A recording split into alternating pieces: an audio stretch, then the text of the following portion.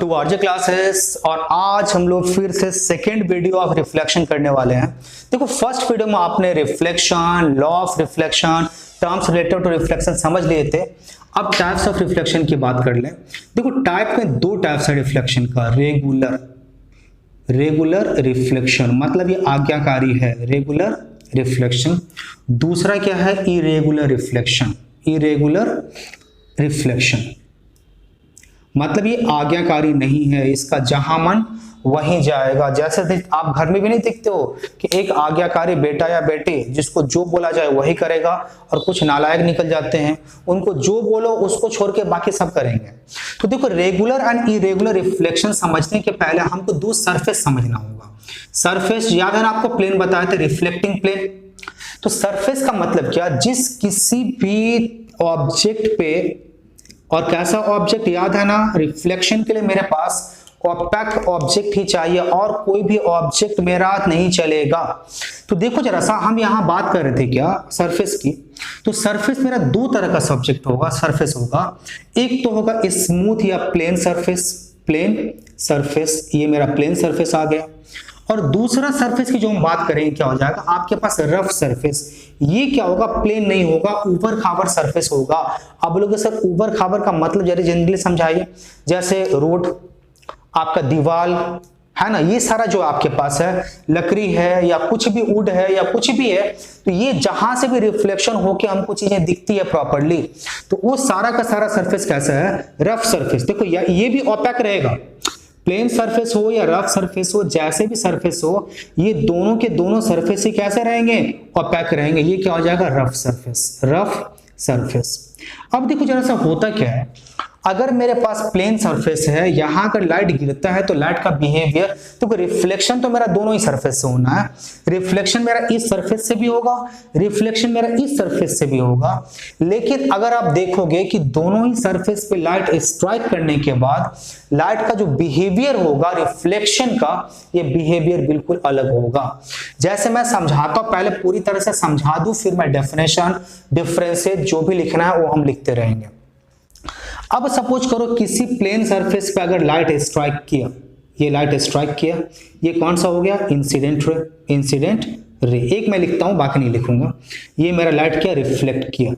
मतलब जब plane surface पे मेरा लाइट स्ट्राइक किया, तो ये लाइट क्या करेगा, जिस एंगल से स्ट्राइक किया था एग्जैक्टली, अगर ये 30 डिग्री से स्ट्राइक किया था, ये 30 डिग्री से क्या होगा, ये निकलेगा। और जितने भी रे ऑफ लाइट होंगे एक प्रॉपर वे में क्या हो जाएंगे, निकलेंगे। ये इस तरह से हुआ, ये इस तरह से गया, ये इस तरह से हुआ, ये इस तरह से गया। मतलब एक ऐसा रिफ्लेक्शन जो प्लेन सरफेस पे हो और जिस पे रिफ्लेक्ट होने पे सारे के सारे लाइट एक पर्टिकुलर डायरेक्शन में मूव करे, ऐसे रिफ्लेक्शन को आप क्या बताओगे, रेगुलर रिफ्लेक्शन।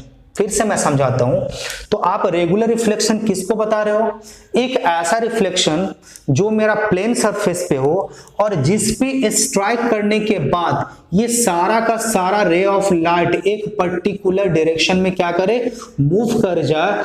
इस रिफ्लेक्शन को आप क्या बोलोगे, रेगुलर रिफ्लेक्शन। तो इस रेगुलर रिफ्लेक्शन में हमको क्या क्या चीजें समझ में आई।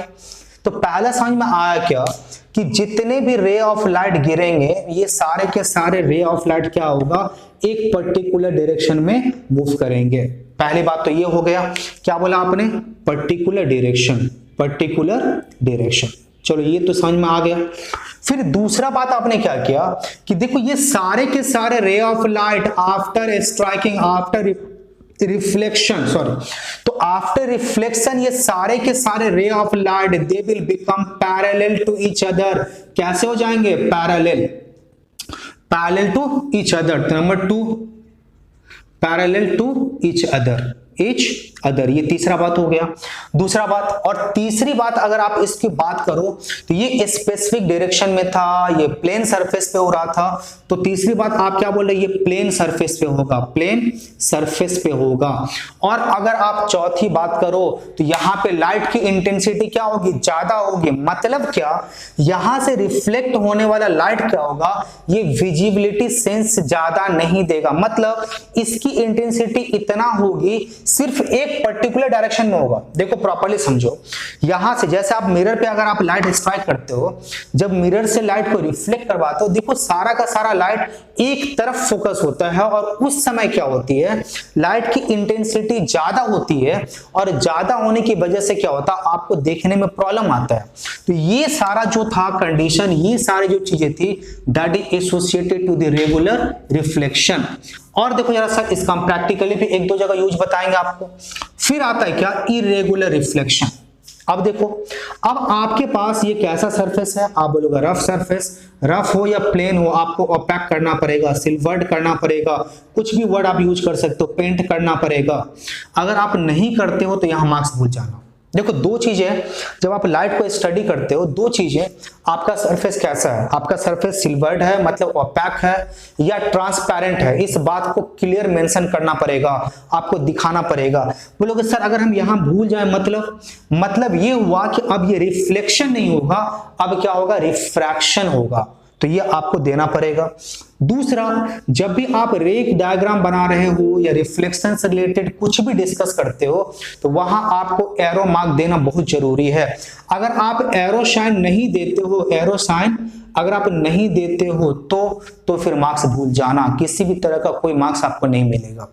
तो चलो जरा सा, रफ सरफेस है, यहां मेरा लाइट क्या क्या है, स्ट्राइक किया, हो सकता है ये लाइट इस तरफ चले जाए या हो सकता है ये इस तरफ भी जाए। मतलब क्या, यहां फिक्स्ड नहीं है कि एक पर्टिकुलर डायरेक्शन में ही मूव करना है। अब सपोज करो ये लाइट मेरा यहां गिरा, हो सकता है ये कहां चला जाए, यहां चले जाए। ये लाइट मेरा यहां गिरा, हो सकता है ये यहां चले जाए। ये लाइट अगर यहां गिरा तो हो सकता है ये ऐसे चले जाए। मतलब क्या होगा, ये जितने भी पॉसिबल डायरेक्शन में जा सकता है, उन सारे पॉसिबल डायरेक्शन को ये कवर करने की कोशिश करेगी। तो यहां से हमको क्या क्या चीजें समझ में आई। तो देखो पहले आप अगर बात करो, एरो साइन हम नहीं दिए हैं, आप दे देंगे, कोई टेंशन नहीं है। तो यहां से अगर हम बात करें तो डिफ्यूज्ड या इरेगुलर रिफ्लेक्शन, दूसरा नाम क्या है, डिफ्यूज रिफ्लेक्शन। तो इरेगुलर रिफ्लेक्शन के बारे में क्या क्या बात पता चला। पहली बात पता चले कि अगर सर है क्या, पहले उसको समझ लेते हैं कि अगर एक रफ सरफेस पे मेरा रे ऑफ लाइट स्ट्राइक करें, तो स्ट्राइक करने के बाद ये ऑल पॉसिबल डायरेक्शन में स्कैटर हो जाएगा और इस तरह के रिफ्लेक्शन को हम क्या बोलेंगे, डिफ्यूज रिफ्लेक्शन बोलेंगे। ठीक है, अब डिफ्यूज रिफ्लेक्शन में हमको क्या क्या चीजें समझ में आई। तो पहला चीज जो हमको समझ में आया, दैट इज ये रफ सरफेस पे होगा, रफ सरफेस, बिल्कुल सही। दूसरा जो पॉइंट हम बात कर रहे थे, इसी के अकॉर्डिंग बात करेंगे। यहां क्या होता, देखो सारे के सारे रे ऑफ लाइट एक पर्टिकुलर डायरेक्शन में मूव कर रहे थे। यहां क्या सारे के सारे ray of light particular direction में मूव किया, आप बोलोगे सर नहीं, जितने भी पॉसिबल जगह ये लाइट जा सकता था, उन सारे जगह पे ये रिफ्लेक्ट किया, तो कोई पर्टिकुलर डायरेक्शन में मूव नहीं किया। तो यहां क्या लिखोगे, scatter in all possible direction, in all possible direction, ये आपके पास आ गया। तीसरा जो आप बात करें तो रे ऑफ लाइट क्या सर, आप जब पॉसिबल डायरेक्शन में जब स्ट्राइक कर गया तो क्या ये पैरेलल रहा एक दूसरे के, आप बोलोगे सर नहीं, अब तो ये पैरेलल नहीं रहा, क्योंकि एक लाइट मेरा इस तरफ गया, एक मेरा इस तरफ गया, एक मेरा इस तरफ, एक इस तरफ, एक इस तरफ, तो ये पैरेलल वाली बात तो होगी ही नहीं यहाँ पे, क्योंकि पॉसिबल डायरेक्शन जितने भी डायरेक्शन में जा सकता था, उन सभी जगह को ये कवर करने की कोशिश करेगा। तो ये तीसरा बात जो बोले क्या होता है, नॉट पैरेलल, नॉट पैरेलल, तो ये पैरेलल नहीं हुआ। और जो चौथी बात करेंगे, जो सबसे जरूरी बात है, जो अपने घर के अंदर या किसी भी जगह लाइट हम लोग चीजों को जो विजिबल बनाता है, कि ये जो है ये क्या होता है कि इसकी इंटेंसिटी कम होगी। कम क्यों होगी, क्योंकि ये चारों तरफ फैल चुका है, तो थोड़ा थोड़ा इंटेंसिटी क्या हुआ, चारों तरफ बिखर गया। तो एक पर्टिकुलर डायरेक्शन में इंटेंसिटी ज्यादा ना होने की वजह से चीजें हम इजीली देख पाते हैं। तो ये डिफ्यूज रिफ्लेक्शन ही है जिसके कारण चीजें बहुत इजीली, बहुत अच्छी तरह से विजिबल होते हैं। ये डिफ्यूज रिफ्लेक्शन ही है, आप ये पहली बार आप शायद सुन रहे होंगे, ये डिफ्यूज रिफ्लेक्शन ही है जिसके कारण इमेज फॉर्म्ड होता है, या इमेज फॉर्मेशन में क्या होता है, ये मींस क्या होता है, ये इमेज फॉर्मेशन में मेरा ये फॉर्म करता है, ये इमेज फॉर्मेशन में ज्यादा बड़ा रोल प्ले नहीं करता है। अब बोलोगे सर अब आप डेफिनेशन भी लिख दीजिए और थोड़ा सा पॉइंट लिख दीजिए, तो मैं लिख देता हूं आपके लिए डेफिनेशन। देखो जरा सा इसको हम रखते हैं, क्योंकि ये अभी काम आने वाला है। बोले ये काम आने वाला, हाँ।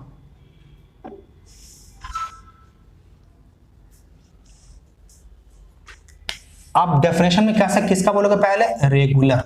कौन सा? रेगुलर। आप बोलोगे तो रेगुलर का डेफिनेशन देखो, जो आप सीखे हो डेफिनेशन भी वही लिखोगे तो लर्न नहीं करना पड़ेगा। लेकिन अगर आप जो सीखे हो उसके अकॉर्डिंग अगर आप नहीं चलोगे तो फिर क्या करना पड़ेगा? आपको लर्न करना पड़ेगा। तो क्या करेंगे? तो लिखो when light strike, when light strike on a plane surface, on a plane surface such that rays of light scatter in a particular direction,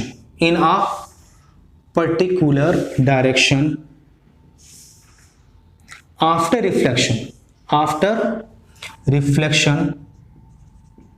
reflection, it is said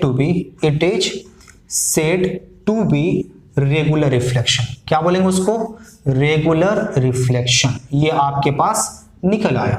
दूसरा आता है क्या? Diffuse reflection.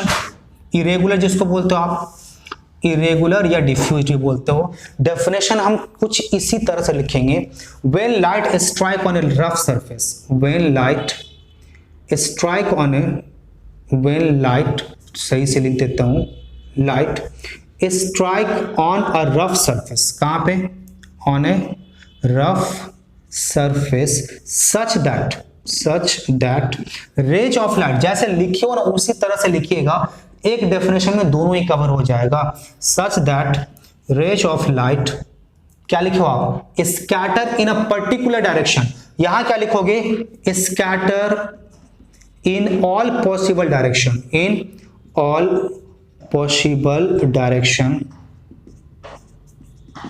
it is said to be irregular reflection। क्या बोलेंगे उसको आप? irregular reflection। ये तो अपने पास आ गया इरेगुलर भी। अब आता है क्या? आप बोलोगे सर डिफरेंस कर लेते जरा सा रेगुलर एंड इरेगुलर की। सिर्फ मैं एक डायग्राम इरेज करता हूं और यहां से जो जो पॉइंट आपको दिए थे उसी पॉइंट को हम क्या करेंगे? डिफरेंस में मेंशन कर देंगे। मतलब अगर आप कंसेप्चुअली क्लियर हो गए हो तो डेफिनेशन लिखने के लिए दे, आपको डिफरेंस लिखने के लिए दे, या आपको कोई कंसेप्चुअल क्वेश्चन दे दे वहां पे डायग्राम से रिलेटेड या किसी दूसरे तरह का, जैसे मैं आपको समझाऊंगा। ये आप क्या बोले? रेगुलर। और यहां क्या बोले? इरेगुलर। देखो रेगुलर में पहला बात क्या बोले? Take place on plane surface. क्या बोले? Take place on plane surface. Okay, तो यहां क्या बोले? टेक प्लेस ऑन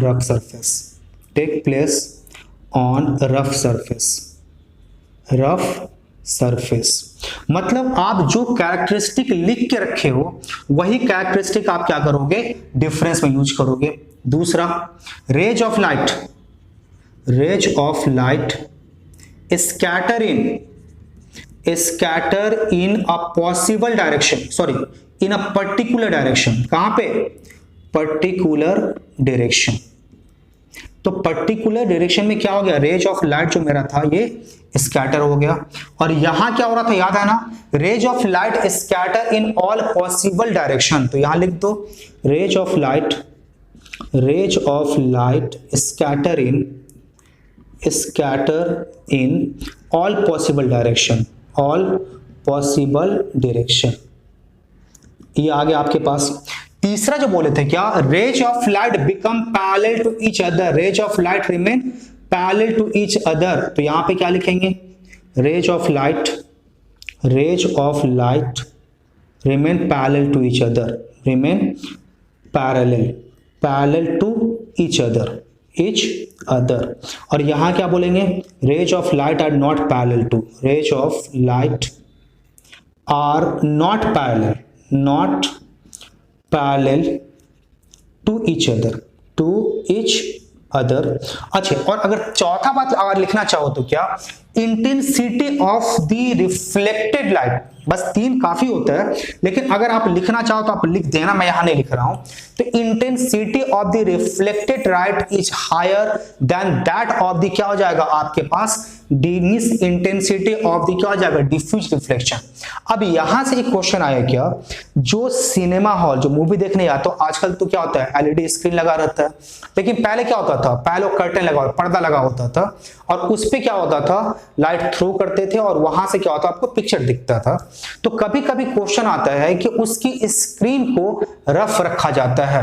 रफ क्यों रखा जाता है, देखो मैं समझाता हूं। अगर स्क्रीन मेरा अगर प्लेन होता तो क्या होता, प्रोजेक्टर से जैसे ही हम लाइट थ्रो करते, ये सारा का सारा लाइट क्या होता, एक पर्टिकुलर डायरेक्शन में चला जाता। मतलब ये क्या होता कि आपके हॉल में जो ऑडियंस बैठा हुआ है, एक पर्टिकुलर सेक्शन ऑफ ऑडियंस की तरफ तो ये लाइट जाता, बाकी दूसरे ऑडियंस की तरफ ये लाइट जाता ही नहीं। और जिनके तरफ ये लाइट जाता भी, तो लाइट की इंटेंसिटी इतना ज्यादा होती कि वो भी प्रॉपर्ली इसको देख नहीं पाते। लेकिन जैसे ही इसको आप अगर रफ रखते हो, अगर जब रफ रखते हैं तो रफ में क्या बेनिफिट था, जब रफ था तो जैसे ही लाइट प्रोजेक्ट किए, ये लाइट क्या होगा, इस तरफ भी जाएगा, इस तरफ भी जाएगा, इस तरफ भी, इस तरफ भी, इस तरफ भी। मतलब each and every corner of the room को क्या करेगा, ये एनी हाउ कवर करेगा। After reflection each and every portion of जो हॉल था आपका, ये कवर्ड हुआ। और इसमें फिर बड़ा बेनिफिट क्या हो गया कि जो भी मेरा रिफ्लेक्टेड लाइट निकला, प्रोजेक्टर से जो लाइट थ्रो किए थे आप स्क्रीन पे, जो भी लाइट मेरा निकला, उस लाइट की इंटेंसिटी कम है, मतलब ये इजीली विजिबल है, स्मूथ विजिबल है। दैट्स व्हाई अपने घर का देखो जरा सा वॉल, ऐसा होता है क्या पूरा का पूरा वॉल आप क्या करते हो, ग्लास का बना दिए हो, नहीं। वॉल जो होता है अपने रूम का कैसा होता है, वो रफ होता है।